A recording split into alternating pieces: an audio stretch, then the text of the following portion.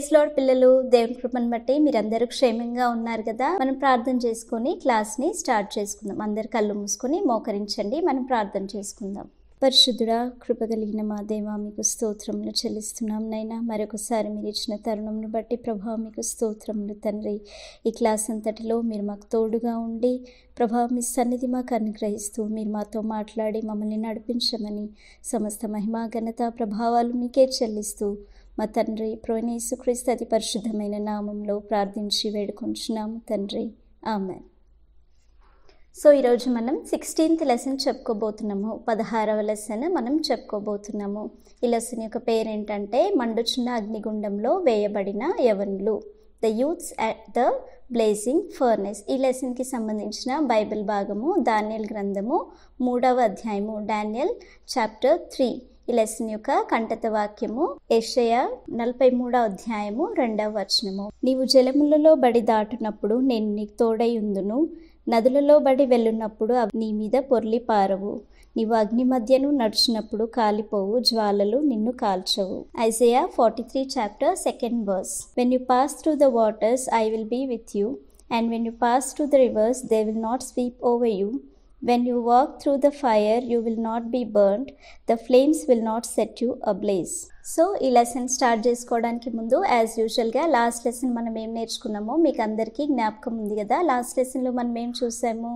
దేవుని బిడ్డలకి దేవుడు తాను అనుగ్రహించే కాపుదల ఏ విధంగా ఉంటుందో లాస్ట్ లెసన్లో మనం చూసుకున్నాం కదా. ఆ లెసన్లో మనం ఏం చూసాము? ఆ లెసన్లో ఎలీషాని దేవుడు తన కాపుదలనిచ్చి ఏ విధంగా కాపాడాడో చూసాం కదా. ఇజ్రాయేలీలకి విరోధమైన సిరియా రాజు ఇజ్రాయేలీలతో యుద్ధం చేయడానికి తాను చేస్తున్న ప్రణాళికలన్నిటిని కూడా ఎలీషా ఇజ్రాయెల్ రాజుకు తెలియజేసినప్పుడు ఇజ్రాయేలీ రాజు తన ప్రజల్ని కాపాడుతూ వచ్చాడు కదా. అయితే అప్పుడు సిరియన్లు ఆ విధంగా ఓటమి జరుగుతున్నప్పుడు తనకి సిరియన్ల రాజుకి తెలిసిపోతుంది, ఎలీషా వల్లనే తన రహస్యములన్నీ కూడా తెలిసిపోతున్నాయి అనేసి అతడు ఏం చేస్తాడు? ఎలీషాని పట్టుకొని రావడానికి గొప్ప సైన్యంని ఎలీషా ఉన్న ప్రాంతానికి పంపిస్తాడు. కానీ అక్కడ ఎలీషా ఒంటరిగా ఉన్నప్పటికీ కూడా అంత గొప్ప సైన్యం, శత్రు సైన్యం వచ్చిన సమయంలో అతడు భయపడలేదు. కానీ అతడు దేవుని మీద ఆధారపడ్డాడు. దేవుడు తనకి కలుగజేయ కాపుదలని అతడు ముందుగానే చూశాడు. ఏంటి అక్కడ ఒక దేవుడు తన గొప్ప సైన్యంని పంపించి అగ్నిరథంలని గుర్రంలని పంపించి ఎలీషాని అతని పనివాడిని కూడా దేవుడు ఆ యొక్క గొప్ప సైన్యం నుంచి కాపాడతాడు. ఇంకా అదే సమయంలో ఎలీషా యొక్క శత్రు సైన్యంని అంధత్వంతో మొత్తమని ప్రార్థన చేసినప్పుడు ఏం జరిగింది? దేవుడు ఎలీషా ప్రార్థనని అంగీకరించి ఆ యొక్క సైన్యంని అంధత్వంతో మొత్తినప్పుడు ఎలీషా వారిని ఎక్కడికి? ఇజ్రాయెల్ రాజు ఉన్నటువంటి షమ్రోన్ పట్టణానికి వారిని నడిపిస్తాడు. కానీ ఇజ్రాయెల్ రాజు వారిని కొట్టాలని చూస్తాడు. కానీ ఎలీషా చెప్తాడు, నువ్వు వారిని ఏం కూడా చేయదు, వారికి భోజనం పెట్టి పంపించమన్నప్పుడు ఆ విధంగా ఇజ్రాయెల్ రాజు ఎలీషా చెప్పిన ప్రకారంగా చేస్తాడు. ఆ విధంగా చేసిన కారణాన్ని బట్టి అప్పటి నుంచి కూడా సిరియన్లు ఇజ్రాయెల్ దేశం మీదకి రావడానికి మానుకున్నారు. అది లాస్ట్ లెసన్లో మనం చూసాం కదా. దేవుని గొప్ప కాపుదల తన బిడ్డల్ని ఏ విధంగా కాపాడుతుందో ఆ లెసన్లో మనకి క్లియర్గా అర్థమైంది. సో ఈ లెసన్లో మనం ఇప్పుడు ఏం చూడబోతున్నామంటే, జనరల్గా మనకందరికీ తెలుసు విగ్రహం అంటే ఏంటి. మనం అబ్రహాం లెసన్లో చూసుకున్నాం కదా. విగ్రహం అంటే అది ఒక బొమ్మ లాంటిది. దానికి చేతులున్నా కాళ్ళున్నా ఏది ఉన్నా కూడా అది మాట్లాడలేదు, చూడలేదు. విగ్రహం గురించి మనం ముందే నేర్చుకున్నాం కదా. సో అలాంటి విగ్రహంని పూజించని కారణాన్ని బట్టి నిజమైన యెహోవా దేవుణ్ణి సేవించే బిడ్డలైనటువంటి 3 యవనస్తులు అగ్నిగుండంలో వేయబడ్డారు. వారి విగ్రహాన్ని పూజించడానికి వారిని ఒత్తిడి చేస్తుంది ఎవరు? ఈ లెసన్లో మనం నేర్చుకోబోతున్నాం. అయితే ముందు పాత కాలంలో బబులోను అని ఒక గొప్ప రాజ్యం ఉండేదన్నమాట. ఆ యొక్క బబులోను రాజ్యంకి నెబుకద్నెజర్ అనే రాజు ఉండేవాడు. అతడు చాలా బలశౌర్యం గల రాజు అనమాట, గొప్ప వ్యక్తి అనమాట. అయితే అతడు చాలా దేశముల మీద యుద్ధం చేసి చాలా దేశాలని ఓడించి తన రాజ్యంని చాలా విస్తరింపజేశాడు. ఒక గొప్ప రాజు అనమాట. అయితే అదే విధంగా ఒకసారి అతడు ఏం చేస్తాడు? యెరూషలేం మీదకి కూడా యుద్ధానికి వెళ్ళి యెరూషలేంని ఓడించేసి అక్కడ నుంచి మందిరం యొక్క ఉపకరణాలని, తర్వాత అక్కడ నుంచి కొంతమంది ప్రజలని కొంతమంది పిల్లలని తన దేశానికి బానిసలుగా తీసుకొని వస్తాడనమాట. బానిసలుగా తీసుకొని వచ్చినప్పుడు అందులో కొందరు బాలురు కూడా ఉంటారనమాట. అయితే ఈ యొక్క బబులోను రాజు ఏం చేస్తాడంటే యూదులైనటువంటి ఈ యొక్క బాలుర్ని ఏం చేస్తాడంటే వారికి సకల విధములైన విద్యని నేర్పించి వారికి కల్దీల భాషను నేర్పించి వారిని తన రాజ్యంలో సంస్థానముల మీద వారికి ఒక పొజిషన్ ఇవ్వడానికి వారికి ఒక ట్రైనప్ చేయమనేసి ఆ విధంగా చెప్తాడనమాట. అందులో లోపం లేని వారిని, సౌందర్యం గల వారిని, మంచి వారిని ఎన్నుకొని ఆ విధంగా వారికి ఆ భాషను జ్ఞానమును నేర్పించమనేసి చెప్తారనమాట. చెప్పినప్పుడు అందులో ఎన్నుకొనబడిన వారిలో 3 ఉంటారు. వారెవరంటే హనన్య, మిషాయేలు, అజర్య అనేసి వీళ్ళు 3 ఉంటారనమాట. వీరు 3 కూడా ఆ యొక్క అన్య దేశంలో ఉంటున్నప్పటికీ కూడా, బబులోను రాజ్యంలో ఉంటున్నప్పటికీ కూడా వారు నిజమైన యెహోవా దేవుణ్ణి వారు సేవించేవారనమాట. దేవుని వాక్య ప్రకారంగానే వారు జీవించేవారు. వారు అక్కడ మా దేశంలో మేము లేం కదా, ఇక్కడ అన్య దేశంలో ఉన్నాం కదా, అన్య దేశంలో ఉన్న విధంగా మేము ఉంటాము అనేసి ఆ రకంగా అనుకోలేదు. కానీ వారు దేవుని యందు భయభక్తులు కలిగి జీవించేవారనమాట. సో వారికి అక్కడ షద్రక్, మేషక్, అబేద్నెగో అనేసి వారికి బబులోను పేర్లు పెట్టబడతాయి అన్నమాట. యాక్చువల్గా షద్రక్, మేషక్, అబేద్నెగోకి వారికి ముందున్న పేర్లు కాదు, కానీ వారు బబులోను రాజ్యానికి వెళ్ళిన తర్వాత హనన్యాకి షద్రక్ అనే పేరు పెట్టబడుతుంది, మిషాయల్కి మేషక్ అనే పేరు పెట్టబడుతుంది. అదే సమయంలో అజర్యాకి అబేద్నెగో అని పేర్లు ఇవ్వబడతాయి అన్నమాట. షద్రక్, మేషక్, అబేద్నెగో వీరు 3 కూడా బబులోన్ దేశంలో విద్యను నేర్చుకున్న తర్వాత రాజు వారిని రాజకార్యములను చూసుకోవడానికి నియమిస్తాడంటే రాజ్యం యొక్క వ్యవహారాలను చూసుకోవడానికి నియమిస్తాడు. అయితే ఈ నెబుకద్నెజర్ రాజు ఒకసారి ఏం చేస్తాడంటే ఒక పెద్ద విగ్రహాన్ని, ఒక ప్రతిమని తయారు చేయించి ప్రతి ఒక్కరు కూడా దానికి సాగిలపడాలనేసి ఒక శాసనం తీసుకొస్తాడనమాట. చూడండి ఇక్కడ పిక్చర్లో చూస్తున్నారు కదా, ఒక పెద్ద విగ్రహంని తయారు చేయించి, బంగారు విగ్రహంని తయారు చేయించేసి దాన్ని దూరా మైదానంలో నిలబెట్టిస్తాడనమాట. దాని హైట్ వచ్చేసి 60 మూరల ఎత్తు, దాని వెడల్పు 6 మూరల వెడల్పు ఉంటుందన్నమాట. ఇంత పెద్ద విగ్రహంని, ఇంత పెద్ద ప్రతిమని అతడు తయారు చేయించేసి దూరా మైదానంలో దాన్ని నిలబెట్టిస్తాడు. ఈ విధంగా ఆ యొక్క ప్రతిమని ఆ మైదానంలో నిలబెట్టిన తర్వాత ఆ దేశంలోని సంస్థానాధిపతులని, సేనాధిపతులని, అధికారులని అందరినీ కూడా ఆ మైదానంకి అతడు పిలిపిస్తాడనమాట. పిలిపించేసి ఇంకా అక్కడ ఒక ఆజ్ఞ నియమిస్తాడు. ఏంటంటే అక్కడ పిల్లన గ్రోవి, బాక, యొక్క వీణ అంటే సింఫోనీ, ఇటువంటి సంగీత వాయిద్యములు, మ్యూజికల్ ఇన్స్ట్రుమెంట్స్ ఉంటాయి కదా, ఎప్పుడైతే ఆ సంగీత వాయిద్యముల యొక్క ధ్వని వినబడుతుందో ఆ సమయంలో అక్కడ ఉన్న ప్రజలందరూ కూడా, ఆ మైదానంలో ఉన్న ప్రజలందరూ కూడా ఆ యొక్క ప్రతిమకి నమస్కరించాలి. ఒకవేళ నమస్కరించకపోతే, ఎవరైతే నమస్కరించారో వారిని వెంటనే మండుచున్న అగ్నిగుండంలో వేయబడతారనేసి ఆజ్ఞ ఇస్తాడనమాట. సో అక్కడ సంగీత వాయిద్యంలో వాటి యొక్క ధ్వనులు వాళ్ళు చేసిన సమయంలో అక్కడున్న వారందరూ కూడా ఆ యొక్క బంగారు ప్రతిమకి సాగిలపడతారు. చూడండి ఇక్కడ పిక్చర్లో కనిపిస్తుంది కదా, ఈ యొక్క బంగారు ప్రతిమని ఇక్కడ నిలబెట్టి సంగీత వాయిద్యములు వాయించినప్పుడు చూడండి ఇక్కడ ఉన్న ప్రతి ఒక్కరు కూడా ఈ యొక్క బంగారు ప్రతిమకి సాగిలపడుతున్నారు. కానీ షద్రక్, మేషక్, అబేద్నెగో ఈ 3 యవనస్తులు మాత్రము చూడండి ఈ యొక్క బంగారు ప్రతిమకి సాగిలపడడం లేదు. చూస్తున్నారు కదా ఇక్కడ. అయితే ఈ 3 యవనస్తులైనటువంటి షద్రక్, మేషక్, అబేద్నెగో బంగారు విగ్రహంకి సాగిలపడలేదని నెబుకద్నెజర్ రాజుకి తెలుస్తుంది. అది తెలిసినప్పుడు అతడికి చాలా కోపం వస్తుంది. ఎందుకంటే ఎవరు కూడా రాజు ఇచ్చిన ఆజ్ఞని అతిక్రమించొద్దు, అంటే రాజు యొక్క ఆజ్ఞని తప్పకుండా పాటించాలి కదా. కానీ వాళ్ళు ఆ విధంగా పాటించలేదు కాబట్టి ఆయనకి చాలా కోపం వస్తుంది. కానీ ఇక్కడ వీరు ఎందుకు అలా చేశారు?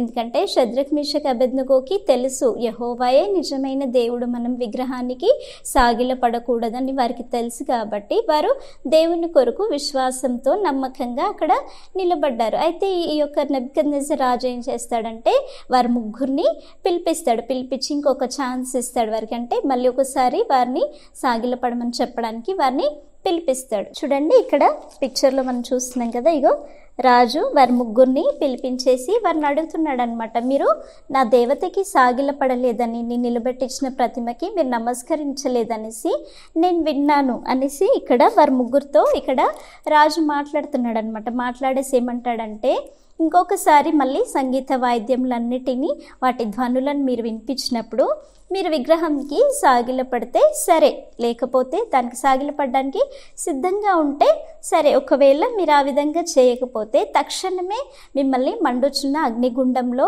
వేయించేస్తాను, మిమ్మల్ని ఏ దేవుడు రక్షిస్తాడో, ఏ దేవుడు కాపాడుతాడో నేను చూస్తాను అనేసి ఆ విధంగా వారిని హెచ్చరిస్తాడనమాట. ఇప్పుడు జనరల్గా నెబుకద్నెజర్ ఏం ఎక్స్పెక్ట్ చేస్తాడు? నేను పిలిచి వారిని ఇంకొకసారి వార్నింగ్ ఇచ్చాను కాబట్టి కంపల్సరీ వాళ్ళు అక్కడ సాగిల పడతారనేసి నెబుకద్నెజర్ అనుకుంటాడు కదా.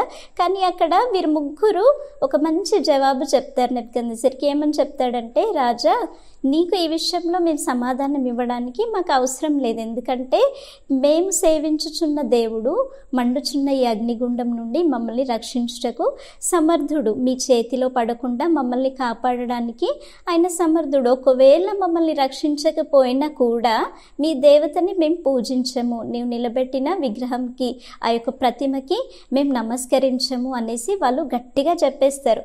ఆ విధంగా రాజుకి సమాధానం చెప్పినప్పుడు చాలా కోపం వస్తుంది కదా, ఎందుకంటే రాజుని వ్యతిరేకించి మాట్లాడుతున్నారు కాబట్టి ఆబ్వియస్లీ ఆయనకి చాలా కోపం వస్తుంది. అప్పుడు ఆయన వెంటనే ఏం చేస్తాడంటే, ఆ యొక్క మండుచున్న అగ్నిగుండం ఏదైతే ఉంటుందో దాన్ని 7 అంతలు దాని యొక్క అగ్నిని పెంచమని చెప్తాడు. ఇప్పుడు యాక్చువల్గా ఆ అగ్నిగుండంలో వేయబడడానికి ఎంత వేడి అవసరమో అంత వేడితో వాళ్ళు ఆల్రెడీ దాన్ని సిద్ధపరిచి ఉంచుతారు కదా, ఎందుకంటే ముందే ఆజ్ఞ ఇచ్చారు ఎవరైతే నమస్కరించారో దాంట్లో వేయబడతారని. సో ఒక వ్యక్తిని కాల్ చేయడానికి అది ఎంత హీట్ అవసరమో, ఎంత వేడి అవసరమో అంతే వేడితో ఉంటుంది. కానీ ఇంకా దానిని నెబుకద్నెజర్ ఏం చెప్తున్నాడు? 7 అంతలు పెంచమంటున్నాడు. అంటే ఒక వ్యక్తికి చనిపోవడానికి ఎంత హీట్ అవసరమో దానికంటే ఇంకా 7 టైమ్స్ దాన్ని పెంచమంటున్నారు. అంటే దాని అర్థం ఏంటి?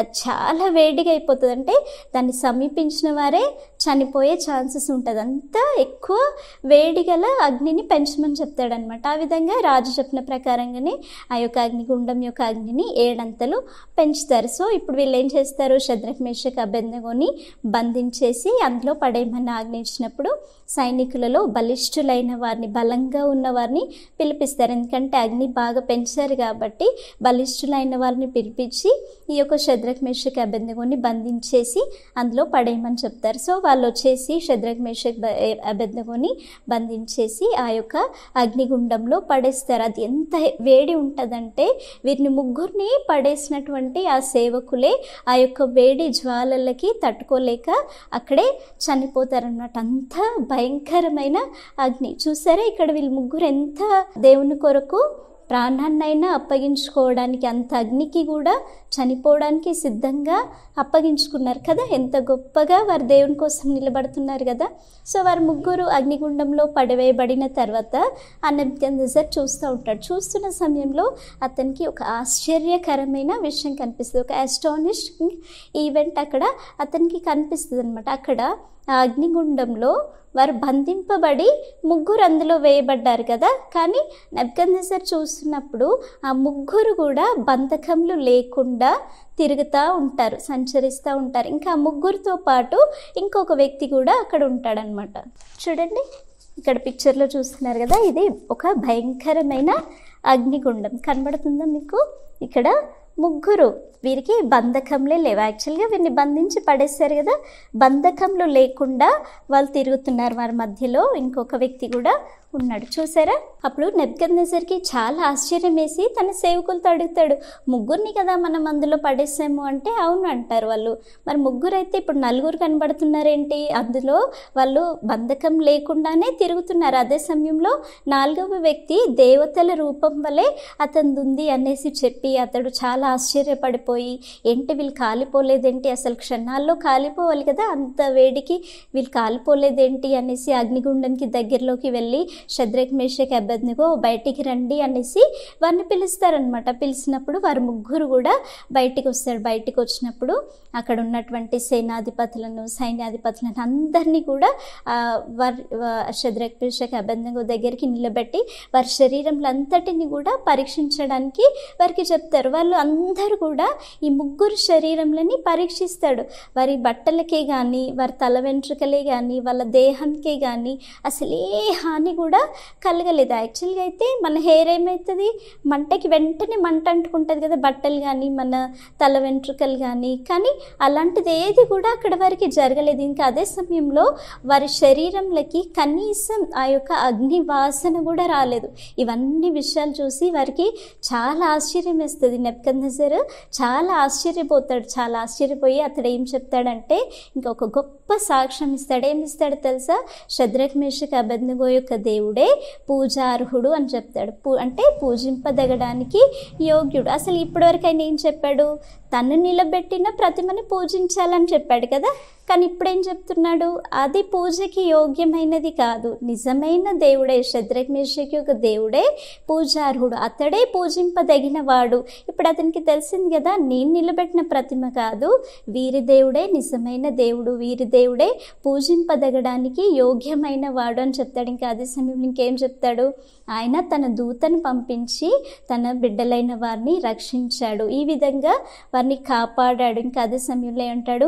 వీరు తమ దేవుణ్ణి కాకుండా ఇంకే ఇతర దేవతలని పూజింపము అనేసి వారు తమ దేహంలను, తమ శరీరంలను అగ్నికి కూడా అప్పగించుకోవడానికి సిద్ధమైపోయాడు. కాబట్టి వీరి దేవుడే గొప్ప దేవుడు, నిజమైన దేవుడు అనేసి అక్కడ నెబుకద్నెజర్ తెలుసుకుంటాడు. ఇంకా తెలుసుకొని ఇంకేం చెప్తాడంటే అతడు ఒక శాసనం నియమిస్తాడు, ఒక ఆర్డర్ అతను ఒక శాసనాన్ని నియమిస్తాడు. ఏమని చెప్తాడంటే, ఈ విధంగా రక్షించడానికి సమర్థుడగు దేవుడు వీరి దేవుడు తప్ప, యెహోవా దేవుడు తప్ప ఇంకే దేవుడు కూడా లేడు అనేసి అతడు ఒక శాసనాన్ని నియమించేస్తాడు. ఇంకా అదే సమయంలో ఏం చెప్తాడంటే, ఈ యొక్క రాష్ట్రంలో కానీ ఏ భాష మాట్లాడే వారిలో కానీ ఎక్కడ కూడా ఎవరైతే షద్రక్ మేషక్ అబేద్నెగో యొక్క దేవుణ్ణి ఎవరైతే దూషిస్తారో వారు తుత్తునియల్గా చేయబడతారంటే ముక్కలుగా చేయబడతారు అనేసి ఒక గొప్ప శాసనంని అతను నియమిస్తాడనమాట. చూసారా ఎంత గొప్ప ఆశ్చర్య కార్యం అక్కడ జరిగింది కదా.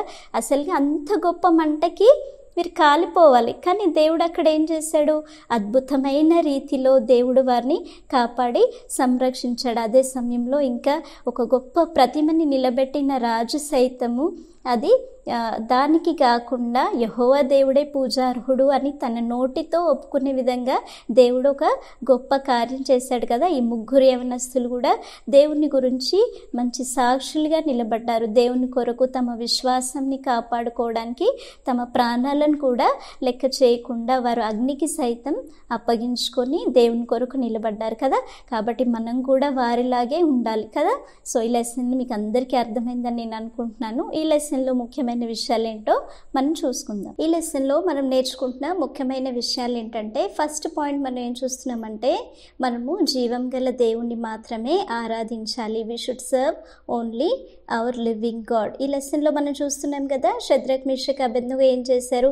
అందరూ కూడా విగ్రహానికి సాగిలపడుతున్న సమయంలో వారు మాత్రము జీవం గల దేవుని పక్షంన వారు నిలబడ్డారు. ఎందుకంటే వారికి తెలుసు విగ్రహారాధన పాపము, విగ్రహాలు జీవం లేనివి, వాటిని మనం ఆరాధించకూడదు అని వారికి తెలుసు. కాబట్టి వారు ఏం చేశారు? జీవం గల దేవుడైన యెహోవా పక్షంన వారు నమ్మకంగా నిలబడ్డారు. వారి పరిస్థితులకి భయపడలేదు. మనం కూడా ఏం చేయాలి? మనం కూడా అన్ని పరిస్థితుల్లో కూడా మనం జీవం గల దేవుడైన మన దేవుణ్ణి మాత్రమే మనం ఆరాధించి సేవించే బిడ్డలుగా ఉండాలి. ఇంకా సెకండ్ పాయింట్ మనం ఏం చూస్తున్నామంటే, దేవుని నామం కొరకు మనం కష్ట పరిస్థితిలో వెళ్ళవలసిన సమయంలో కూడా దేవుడు మనల్ని అద్భుతంగా విడిపిస్తాడు. God will deliver us miraculously when we go through the troublesome situations in for God's name's sake. ఈ లెసన్లో మనం చూస్తున్నాం కదా, షద్రక్ మేషక్ అబేద్నెగో వారు దేవుని కొరకు కష్టమైన పరిస్థితి గుండా వెళ్ళారు కదా. మరణంకి కూడా వారు తమ ప్రాణాలని అప్పగించుకున్నారు. కానీ దేవుడు వారిని కాపాడి సంరక్షించి వారిని దేవుడు రక్షించగల సమర్థుడు అని వారు నిరూపించారు కదా. మనం కూడా ఇప్పుడు మీరు స్కూల్స్లో ఉంటుంటారు కదా, మీకు స్కూల్లో ఉంటున్న సమయంలో ఏదైనా విగ్రహారాధన సంబంధమైన విషయాల్లో మిమ్మల్ని మీ స్కూల్ మేనేజ్మెంట్ ఫోర్స్ చేస్తుండొచ్చు. అప్పుడు మనం ఏం చేస్తాం? ఏదైనా పనిష్మెంట్ ఇస్తారు అని ఏదైనా అలా చెప్తుండొచ్చు. అప్పుడు మనం ఏం చేస్తాము? భయపడిపోతాం కదా. కానీ మనం అలా చేయకూడదు. మనం ఏం చేయాలి? దేవుని కొరకు నమ్మకంగా మనం నిలబడాలి. దేవుని మీద మనం విశ్వాసం కలిగి ఉండాలి. ఇక్కడ వాళ్ళు తమ విశ్వాసంని నిలబెట్టుకున్నారు కదా, మనం కూడా విశ్వాసం కలిగి ఉండాలి. తప్పకుండా దేవుడు ఆ పరిస్థితి నుంచి నన్ను విడిపిస్తాడు అని దేవుని యందు మనం విశ్వాసం కలిగిన బిడ్డలుగా మనం జీవించాలి. లాస్ట్ పాయింట్ మనం ఏం చూస్తున్నామంటే, మనము దేవుని సంబంధమైన విషయాలలో ఒక స్థిరమైన నిశ్చయత మనకు ఉండాలి. We should have a firm decision in divine matters. ఇక్కడ మనం షద్రక్ మేషక్ అబేద్నెగో జీవితంలో మనం చూసినట్టయితే అక్కడ వాళ్ళు ఏం చేశారు? ఫస్ట్ వారికి ఆజ్ఞ ఇవ్వబడింది, అందరూ కూడా విగ్రహానికి సాగిలపడాలని. వాళ్ళు అప్పుడు కూడా సాగిలపడలేదు. తర్వాత రెండోసారి రాజు పిలిపించి వారిని హెచ్చరించాడు, ఈసారైనా మీరు విగ్రహానికి సాగిలపడతారా లేదా అనేసి. రాజు చెప్తున్నాడు కదా, అయ్యో మేము చేయాలి కదా అని వాళ్ళు భయపడ్డారా? భయపడలేదు. అప్పుడు కూడా వారు స్థిరమైన నిశ్చయతతో ఉన్నారు. ఏంటి? మేము విగ్రహాన్ని ఆరాధించకూడదు అని ఒక స్థిరమైన నిశ్చయత ఉన్నారు. దేవుణ్ణి మాత్రమే మేము సేవిస్తాము అనేసి.